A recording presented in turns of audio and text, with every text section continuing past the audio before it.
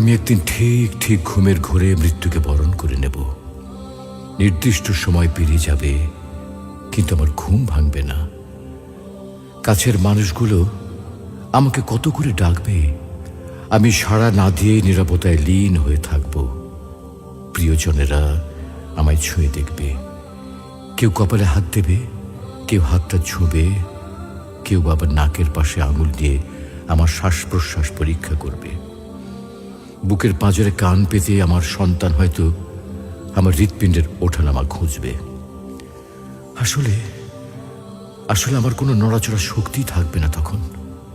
তবু প্রিয়জনেরা অযথাই আমায় নাড়িয়ে চাড়িয়ে দেখবে।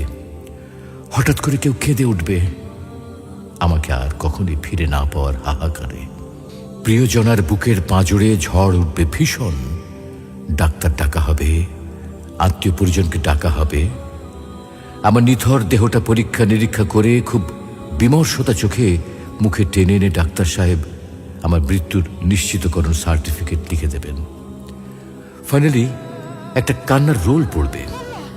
এবারের কান্নাটার আওয়াজ বেশ জোরালো হবে। কেউ এসে বলবেন, এত কাঁদবেন না, মৃতের আত্মা কষ্ট পাবে। মুহূর্তেই আমি মৃত নামে শনাক্ত হয়ে যাব।